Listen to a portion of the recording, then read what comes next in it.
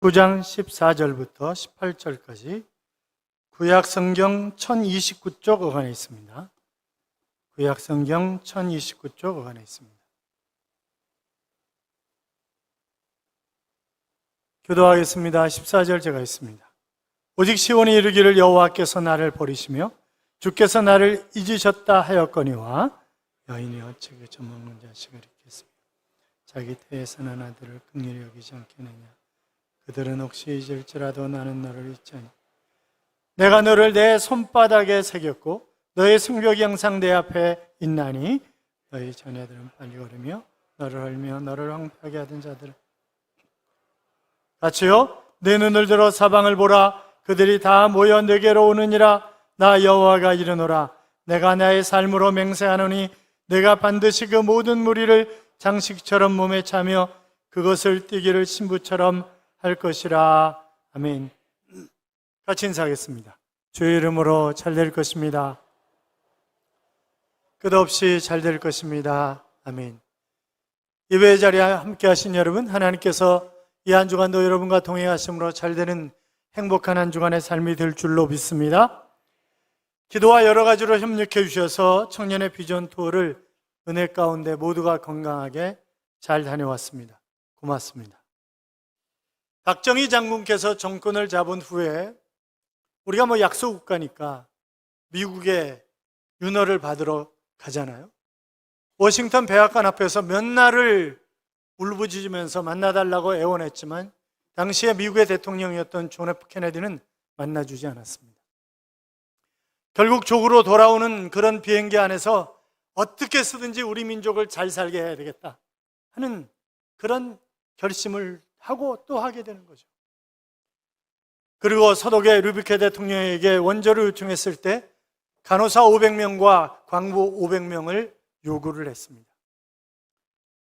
그래서 간호사와 광부들이 간 거잖아요. 가서 한 일이 뭐였어요? 광부들은 독일 사람들이 들어가지 않는 지하 1000m 이상 되는 갱에 들어가서 탄을 캐는 것이었습니다. 간호사들은 시골 병원에 배치돼서 시체를 닦는 것이 그들의 일이었습니다.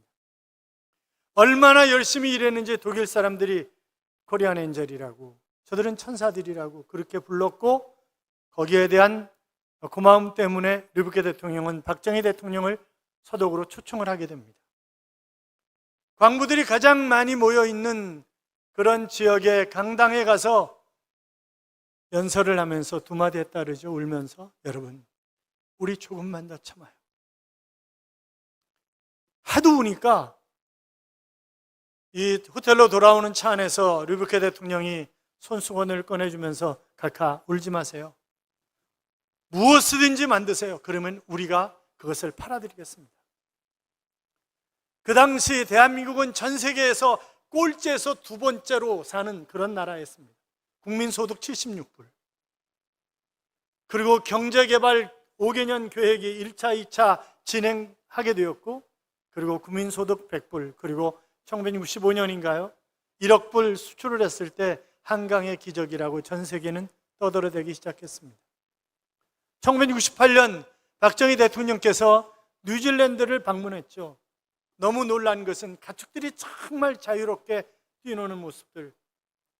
그래서 이제 그 지역을 떠나야 하는 시간인데 울타리를 붙잡고 울먹거리면서 너희는 우리 민족보다 더 자유스럽구나. 그러면서 뉴질랜드 총리에게 우리를 좀 한 번만 도와달라고 간곡하게 부탁을 했고, 그래서 뉴질랜드 국회 윤허를 얻어 1000마리의 젖소가 우리나라에 들어오게 된 것입니다. 그러나 1년 만에 그 1000마리는 다 죽었어요. 왜요?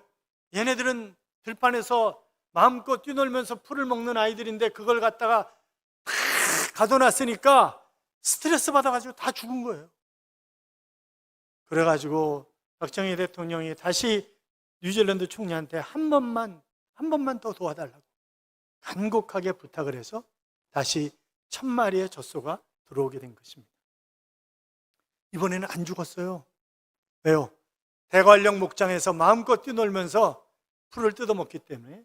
그래서 그들은 죽지 않았고, 그때부터 우리 민족은 우유라고 하는 것을 먹기 시작한 것입니다. 여러분, 지도자 한 사람이 얼마나 중요한지 몰라요. 박정희 대통령이 아니었다면 우리 민족이 이렇게 살 수 있었을까 하는 그런 생각도 하게 되는 거잖아요. 고속도로도 마찬가지고 다 마찬가지죠. 지도자가 굉장히 중요합니다. 그래서 우리는 지도자를 위해서 끊임없이 기도해야 하는 것입니다. 우리 동네 동장도 바뀌셨다고 그러던데, 우리 조동장께서 교회 등록해서 새가족 훈련 받고 통통 공부도 하고 정말 열심히 전도도 열심히 하고 그러셨어요. 그런데 국장으로 진급해서 가셔야 되는데 그냥 시청 문화예술과장인가 그걸로 가셨다 그래서 좀 가슴이 아프지만, 그러나 합력해서 선을 이루시는 하나님이 그에게 시온의 대로를 열어주실 줄로 믿습니다. 한인숙 과장이 아마 이제 갈매동장으로 오신 것 같은데 잘 하시겠죠. 어떻든 우리는 시의원, 도의원, 국회의원, 장관, 대통령 할 것 없이 지도자들을 위해서, 사회, 정치, 경제, 문화 모든 면에 지도자들을 위해서 끊임없이 기도해야 할 것입니다. 어린 시절 해변가에서 다이빙을 하다가 목이 부러져서 전신마비 장애를 일으킨 에릭신 타다라고 하는 그런 여자아이가 있습니다. 그는 어려서부터 신앙이 있었기 때문에 하나님, 제가 다시 걸을 수 있도록 해주세요. 제가 다시 뛰어놀 수 있도록 해주세요. 간곡하게 기도했지만 그러나 그의 기도는 응답되지 않았습니다. 그는 입으로 글씨를 쓰고 입으로 그림을 그리는 전신 장애인이 된 것입니다. 그러나 그는 하나님, 그래도 저는 감사합니다. 하나님, 정말 저는 감사합니다. 그는 휠체어 속에서 하나님과 은밀한 교제를 하는 것을 배웠고, 그래서 늘 휠체어에 찾아오시는 그런 하나님을 만났기 때문에 자기의 삶은 너무나 행복했고 휠체어를 타는 것이 너무너무 감사했다는 거예요. 그러면서 자기가 한 사실은, 걷고 뛰는 것도 중요하지만 그것보다 훨씬 더 중요한 것은 영적으로 일어서서 사는 것, 그것이 정말 중요하다라고 하는 것을 깨달았다고 하는 것입니다. 사랑하는 여러분, 우리가 혹시나 안진뱅이의 삶을 살아가고 있는 것 아닙니까? 우리가 일어서서 아름답게 쓰임받는 그런 삶을 살아가시기를 주님의 이름으로 축원합니다. 병 고침을 받는 것도 하나님의 기적이지만, 그러나 여전히 병으로 고생하면서 하나님을 찬양하는 것은 더 큰 기적입니다. 사실 우리의 삶이라고 하는 것이 하나님의 은혜와 은총으로 가득 차 있는 그런 삶 아니겠습니까? 마태복음 25장에 보면 달란트 비유가 나와요. 5달란트 받은 사람, 2달란트 받은 사람, 1달란트 받은 사람 이야기가 나오죠. 자, 주님이 그 비유를 통해서 우리에게 레슨하고 싶으신 것이 과연 무엇일까요? 얼마나 성실하게 일하느냐? 얼마나 이익을 남겼느냐? 그거보다는 우주 만물을 주관하시고 역사하시는 분은 바로 하나님이시고, 우리 개인을 역시 주관하시고 역사하시는 분도 하나님이시라고 하는 사실을 우리에게 가르쳐주고 계시는 것입니다. 여러분, 가만히 한번 생각해 보세요. 우리에게 주어진 생명, 가족들, 건강, 교회, 믿음, 이런 것들이 다 하나님이 주신 선물 아니겠습니까? 그래서 인생 앞에서, 하나님 앞에서 감사하라고 하는 것입니다. 명백하게 우리가 감사하며 살 수 있다고 한다면 그것은 이미 복을 받은 그런 사람입니다. 그러나 문제는 범사에 감사하라고 하나님이 명령하셨잖아요. 감사할 수 없는 일들이 계속해서 일어납니다. 자녀도 직장도 건강도 어느 것 하나 제대로 돌아가는 것이 없습니다. 이런 환경 속에서 우리가 어떻게 감사할 수가 있겠습니까? 시편 13편에 보면 여호와께서 어느 때까지니까 나를 영원히 잊으시나이까? 주의 얼굴을 나에게서 어느 때까지 숨기시겠나이까? 나의 영혼이 번민하고 종일토록 마음에 근심하기를 어느 때까지 하오며 내 원수가 나를 치며 자랑하기를 어느 때까지 하리이까? 그렇게 탄식합니다. 탄식시의 절정인 시편 22편에 보면 내 하나님이여, 내 하나님이 어찌하여 나를 버리셨나이까? 어찌하여 나를 멀리하여 돕지 아니하시오며 내 신음소리를 듣지 아니하시리까?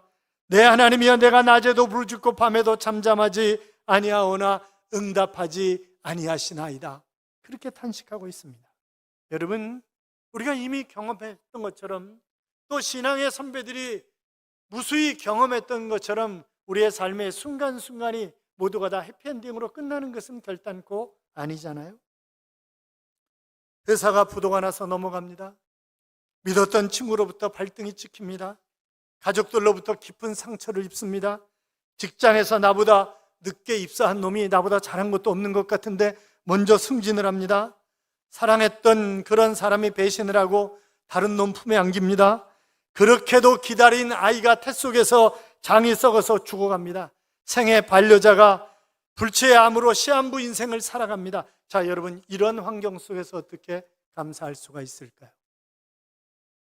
성경이 감사하라고 명령한다고 해서 감사가 입에서 가슴 속에서 우러나옵니까? 아니요, 그렇지 않습니다. 막상 어려운 일을 만나면 우리의 본성으로 맨정신으로는 도저히 감사할 수가 없는 것입니다. 그러나 그럼에도 불구하고 이런 상황 속에서 신비한 일들이 일어나는 것입니다. 그런 순간에도 우리의 심령 깊은 곳에서 하나님, 여기에도 분명히 당신의 뜻이 있음을 믿습니다. 당신의 선하신 능력이 나를 감싸고 있다는 것을 믿습니다. 합력해서 선을 이루시는 하나님, 분명히 나에게 시온의 대로를 활짝 열어주실 줄로 믿습니다. 그렇게 고백하며 기도할 수 있다는 거죠. 그러면서 나를 이 땅에 보내신 하나님이 지금 이 순간에 나와 함께 하고 계신다고 하는 사실을 내가 경험할 수 있다고 하는 것입니다. 본문은 이제 바벨론에서 포로 생활을 하게 될 그런 이스라엘 백성들에게 주신 하나님의 말씀입니다. 핵심은 이런 것입니다. 내가 너희를 위로하겠다. 내가 너희를 긍휼히 여기겠다. 내가 너희를 구원하겠다. 내가 너희를 도와주겠다. 내가 너희를 고국으로 반드시 다시 돌아오게 하겠다라고 하는 그런 메시지입니다. 여러분, 그러면 그 메시지의 밑바닥에서 흐르는 그런 내용은 뭐예요? 역사의 주관자는 역시 하나님이시다라고 하는 것입니다. 그렇다면 개인이나 국가의 흥망성쇠를 좌우하는 중요한 관건이 하나님이 어떤 생각을 가지고 계시느냐라고 하는 것이기 때문에 내가 하나님께 가까이해야 복이고 하나님을 멀리하면 나는 도저히 인생에서 사람다운 성공을 해나갈 수가 결단코 없는 것입니다. 우리가 창세기나 출애굽기에서 전능하신 하나님이라고 하는 그런 표현을 많이 봅니다. 그 원어는 두 가슴에서 젖먹이는 어머니라고 해석하는 것이 더 맞다라고 구약학자들은 이야기를 합니다. 예수님은 예루살렘을 향하여 눈물을 흘리시면서 암탉이 제 새끼를 날개 아래 모음같이 내가 너희의 자녀를 모으려 한 일이 몇 번이냐 라고 한탄하시면서 주님의 심정을 통해서 하나님의 마음이 어떤 것인가, 바로 어머니의 마음이다 라고 하는 것을 강조하고 계시는 것을 볼 수 있습니다. 아리스토텔레스는 모성은 피 흘린 사랑이기 때문에 부성보다 강하다 하는 그런 이야기도 했습니다. 여러분, 자식은 어디에 있든 항상 어머니의 품 안에 있습니다. 어머니의 가슴에 있는 자식을 어머니가 어찌 잊을 수가 있겠습니까? 혹시 어머니가 설사 자식을 잊는다 할지라도 하나님께서는 그리스도 안에 있는 우리를 결단코 잊지 않는다. 내가 너희를 내 손바닥에 새겼다. 그렇게 말씀하고 계십니다. 이민규 박사가 쓴 끌리는 사람은 1%가 다르다라고 하는 책이 있습니다. 성공하는 사람과 실패하는 사람의 차이는 1%도 채 안 된다는 거예요. 바로 그것은 인간관계라고 하는 것입니다. 내가 인간관계를 어떻게 하느냐에 따라서 성공할 수도 있고 실패할 수도 있는데, 모 경제연구소가 우리나라 CEO 527명을 대상으로 조사를 했어요. CEO가 될 수 있는, 제가 여러 차례 얘기했잖아요. 가장 중요한 지능이 무엇인가 라고 얘기했을 때 압도적으로 대인지능이, 결국 대인관계가 정상적인 CEO로 활동할 수 있느냐 아니냐라고 하는 것을 결정한다 하는 그런 이야기를 한 것입니다. 여러분, 사람과의 관계를 잘 맺는 것도 이처럼 중요한데 하나님과의 관계를 맺는 것이 얼마나 중요하겠어요. 하나님이 내 삶과 내 가정과 내 사업장을 이끌어 가시는 분이라고 하는 것을 인정한다고 한다면 내게 주어진 지금의 환경이 내가 필요하기 때문에 하나님이 허락하신 것이라고 하는 것을 우리는 인정해야 하는 것입니다. 바벨론에서 포로 생활을 하게 될 이스라엘, 이것은 그들이 보기에 아주 고통스러운 현실이지만 사실은 하나님께서 그들을 정금같이 나오게 하기 위해서 하나님은 그들을 훈련시키시는 것입니다. 그래서 우리는 어떤 환경 속에서도 감사할 수 있습니다. 대머리인 두 사람이 화장실에서 얼굴을 씻고 있었어요.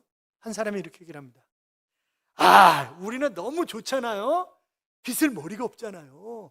얼마나 좋아요? 이렇게 얘기를 하니까 그 옆에 있던 대머리가 뭔 얘기를 하세요? 씻을 얼굴이 크잖아요. 이렇게 얘기를 하더라는 거예요. 여러분, 똑같은 상황을 두고 어떤 사람은 긍정적으로 얘기하고 어떤 사람은 부정적으로 얘기를 합니다. 로마서 5장 3절 이하를 보면 이뿐 아니라 우리가 환난 중에도 즐거워하나니 이는 환난을 인내를, 인내는 연단을, 연단은 소망을 이루는 줄 알미로다 그랬습니다. 쉬운 성경은 이렇게 번역을 해놨어요. 우리는 환난을 당하더라도 즐거워합니다. 그것은 환난이 인내를 낳고 또 인내는 연단된 인품을 낳고 연단된 인품은 소망을 낳는 것을 알기 때문입니다.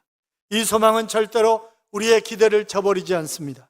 그것은 하나님께서 우리에게 주신 성령을 통해 우리 마음에 하나님의 사랑을 부어주시기 때문입니다. 그렇게 번역을 했습니다. 여러분, 환난 속에 긍정적인 면, 부정적인 면이 있습니다. 우리는 긍정적인 면으로 상황이 어떠하든지 상관없이 나를 잘되게 하실 하나님, 그 하나님 나를 망하게 하시겠어요? 그렇지 않기 때문에 우리가 그것조차 감사하며 여기에는 하나님의 뜻이 있다는 것을 고백하고 하나님을 찬양하는 것입니다. 바벨론 포로 생활에서 이스라엘 백성들에게 바로 하나님께서 너희가 이렇게 하라 라고 주문하시는 것들이 있습니다. 자신의 처지를 비관하지 말라는 거죠. 역사를 중원하시는 하나님께 소망을 품고 살아가라고 하는 것입니다. 사랑하는 성도 여러분, 우리가 지금 아무리 힘든 상황에 처해 있다 할지라도 자신의 처지를 비관하지 맙시다. 우리를 위해 목숨을 버리실 만큼 우리를 사랑해 주신 하나님께서 지금 내 삶을 이끄시고 가신다고 하는 사실을 우리가 기억합시다. 하나님은 우리를 건져주시는 구원의 하나님이십니다. 하나님은 우리에게 응답하시는 은혜의 하나님이십니다. 더위와 때약 볕에서 상하지 않도록 우리를 보호하시는 하나님, 줄이거나 목마르지 않도록 샘의 근원으로 인도하시는 그런 하나님이십니다. 산을 깎아 길을 내고 고속도로를 건설하여 고국으로 돌아오게 하시는 하나님, 이런 사랑의 하나님을 신뢰하는 것입니다. 고난 가운데서 우리를 위로하시고 긍휼히 여기시고 보호하시고 인도하시는 하나님을 찬양하는 삶이 되시기 바랍니다. 데이비드 리비 베터라고 하는 그런 사람이 있어요.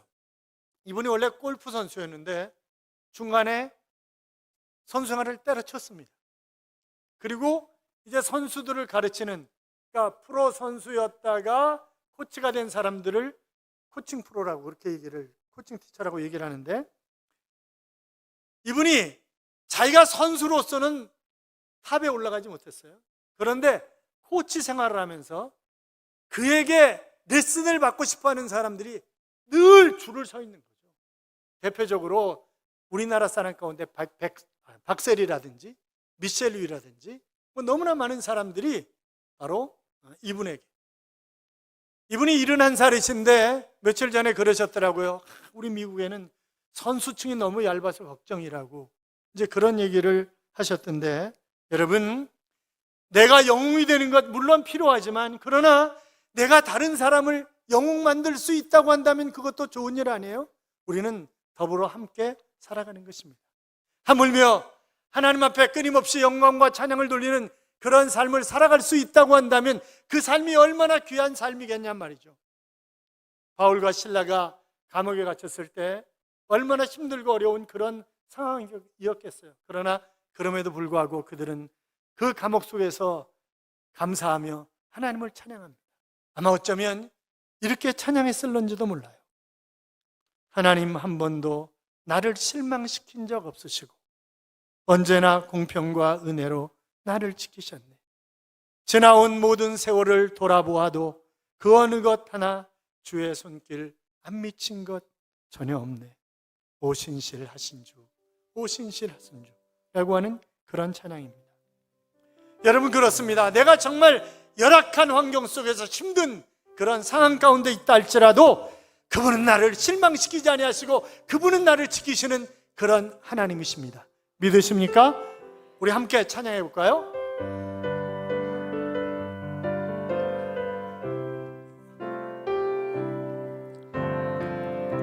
하나님 한 번도 나를 실망시킨 적 없으시고 언제나 공평과 은혜로 나를 지키셨네. 오 신실하신 주, 오 신실하신 주, 내 너를 떠나지도 않으리라. 내 너를 버리지도 않으리라. 약속하셨던 주님, 그 약속을 지키사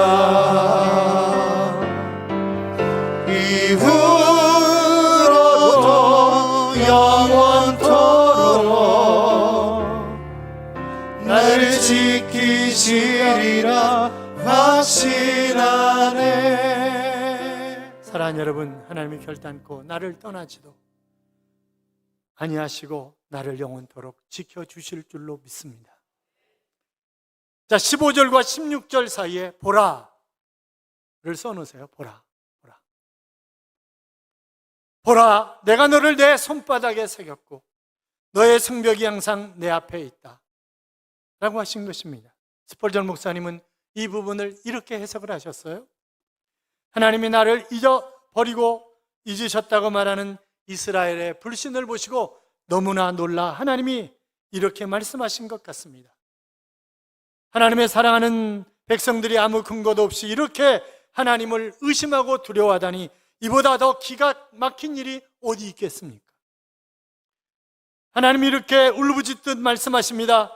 내가 내 손바닥에 새긴 너를 어떻게 잊어버릴 수 있겠느냐?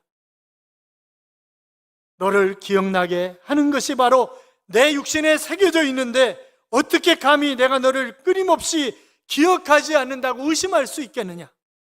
여러분, 하나님은 지금까지 약속을 수천 번 지키셨습니다. 그런데 우리는 시련만 당하면 또 하나님을 의심하기 시작합니다. 하나님은 절대 우리의 기대를 저버리지 않는 분이요 마르지 않는 샘이십니다.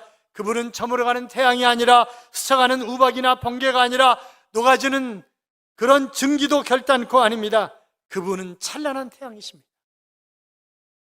그런데 우리는 하나님이 무슨 사막에 신기한 신기루라도 되는 것처럼 끊임없이 염려하며 의심하며 두려움에 시달립니다.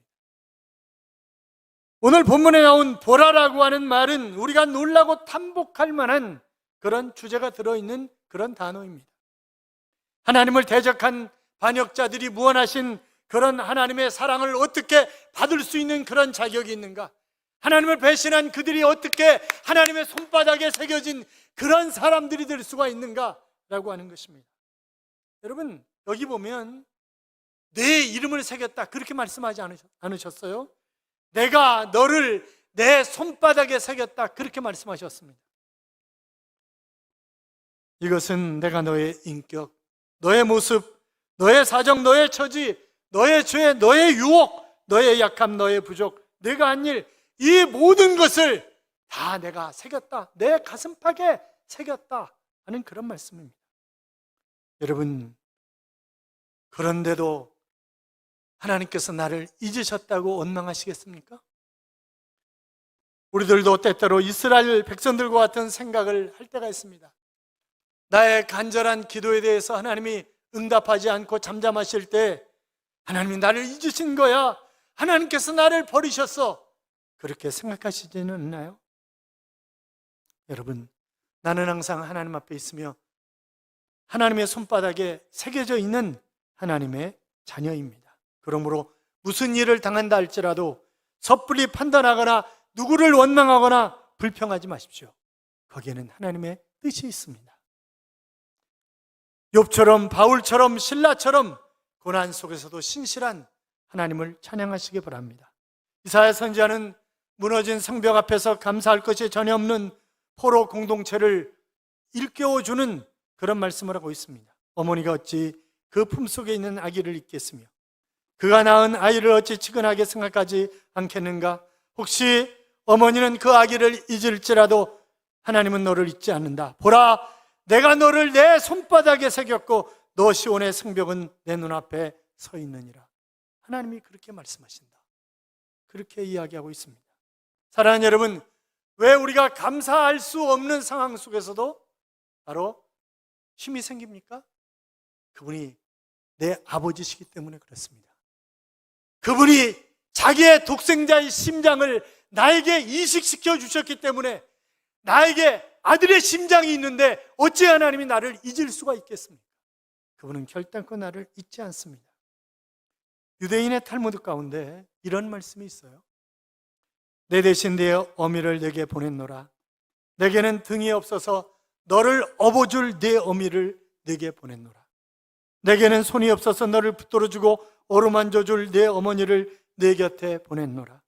나는 너를 품어줄 가슴이 없어서 어린 너를 품어줄 어미를 내 곁에 보냈으며 내게는 젖이 없어서 생명의 젖줄로 내 어미를 너에게 보냈노라 라고 하는 그런 말씀 말입니다. 여러분, 하나님은 하나님의 대리자로서 우리에게 어머니를 보내주신 것입니다. 저는 이번 비전 투어를 통해서 청년들이 꿈을 갖는 것 대단히 중요합니다. 그래서 꿈을 갖도록 하고 또 하나는 부모에 대한 감사를 끊임없이 일깨워주는 그런 시간이 되어야 되겠다라고 하는 생각을 했었습니다. 그래서 늘 얘기하는 거예요. 부모에게 감사해야 된다. 그랬더니 마지막 이제 비전 투어를 끝내면서 피드백을 할 때 청년들이 마지막 얘기가 부모님께 감사합니다. 부모님 감사합니다. 그렇게 끝났어요. 그런데 제가 좀 서운한 게 있었어요. 뭐냐면 옛날에 비전 투어 가면 교회는 한 번에 수천만 원 투자해가지고 비전 투어를 보냅니다. 그러면 교회에 대해서 감사하다고 그러고 이 다음에 본인들이 돈을 열심히 벌어가지고 헌금을 하고 그리고 아이들이 비전 투어 공짜로 갈 수 있도록 정말 최선을 다해서 열심히 일해서 우뚝 선 그런 인물들이 되겠습니다. 그런 애들이 있었어요. 많았어요. 이번엔 한 놈도 없었어요. 아주 서운했어요, 제가. 마음속에는 그런 마음이 있었겠죠? 6.25 때 일인데 피난 행렬이 이북에서 구름대처럼 남으로 밀려오고 있었습니다. 한 어머니가 어린아이를 등에 업고 품에는 조그마한 보찜 하나를 짊어지고 피난 대열에 끼어 내려가고 있었습니다. 그런데 갑자기 기관총이 막 날아드는 거죠. 개나리 보찜을 집어 던지고 어머니가 얼른 아들을 품에 안았습니다. 그리고 아들의 어깨를 스치고 이 총알은 어머니의 가슴팍에 그냥 꽂힌 것입니다. 그리고 어머니는 죽었습니다. 철철 흘리는 피를 이 아이가 입으로 받아먹습니다. 그리고 그 사태가 진행한 후에 국군들이 죽은 시체들을 확인하다가 살아있는 아이를 발견한 것입니다. 그 아이는 어머니 때문에 살았습니다.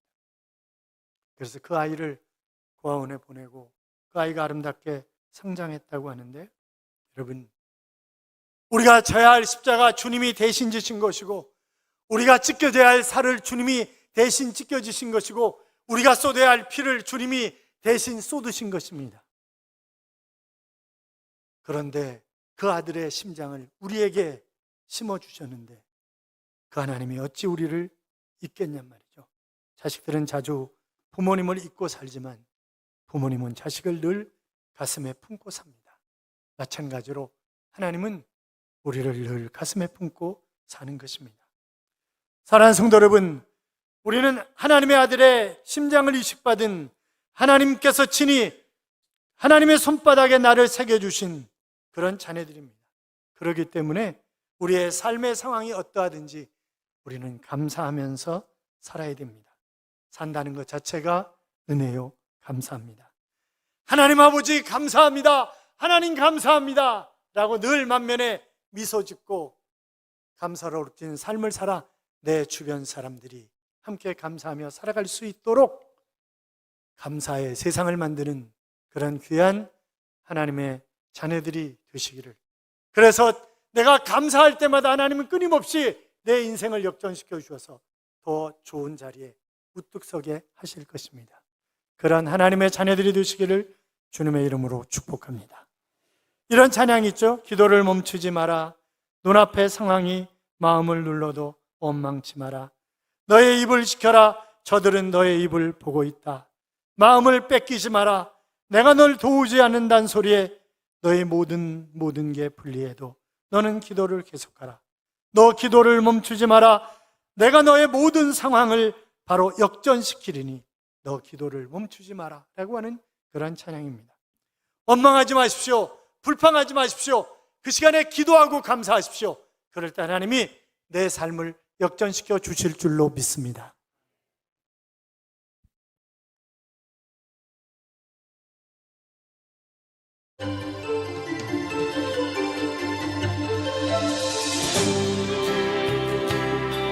안녕하세요. 오늘 제자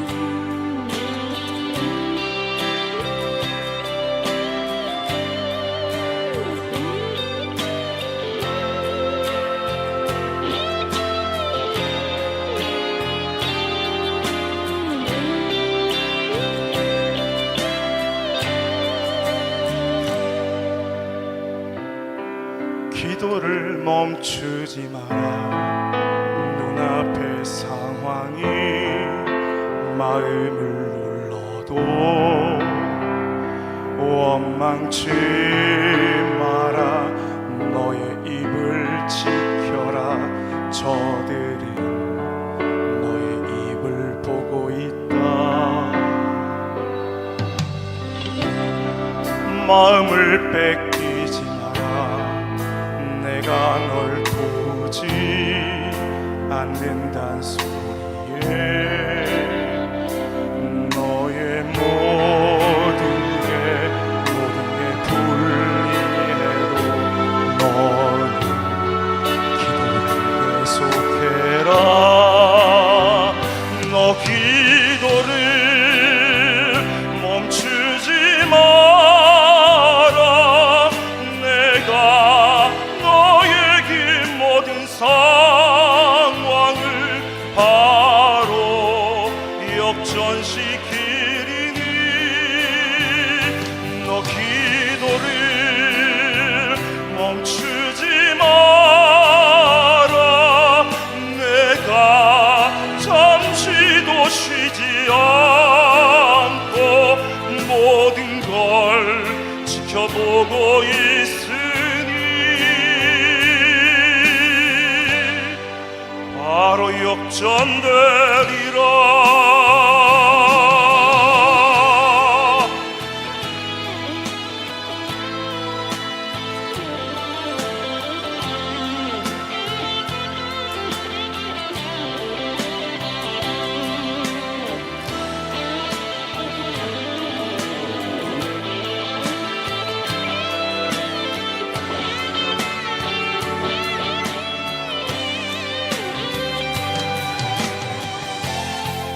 저들의 힘이 너를 압도해도 저들의 힘이 내 숨을 조여도 너는 보리라. 기도의 능력을 내가 역전시키리라.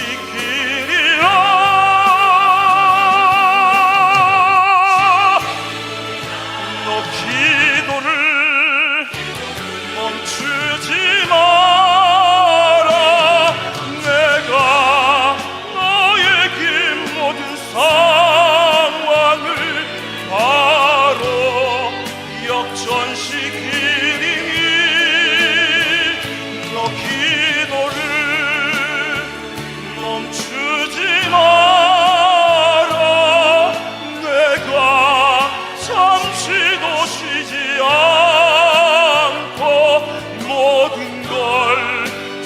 보고 있으니 너 기도를 멈추지 마라. 내가 너에게 모든 상황을 바로 역전시키리니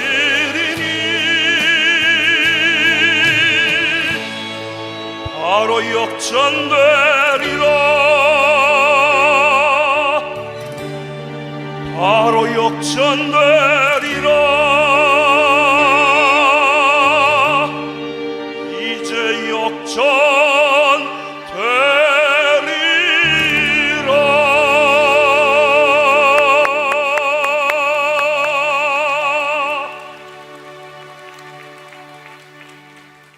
사랑하는 여러분, 우리가 어떤 상황 가운데 있든지 낙심하고 비관하는 것이 아니라 오히려 감사하고 기도하면 하나님이 우리의 상황을 역전시켜 주실 것입니다. 나를 손바닥에 새겼다고 하신 하나님, 아들의 심장을 이식시켜 주신 하나님, 그 하나님을 의지하며 늘 감사와 기도 속에 사는 삶이 우리의 삶이 될 수 있도록 기도합시다. 우리 같이 기도합니다. 살아계신 하나님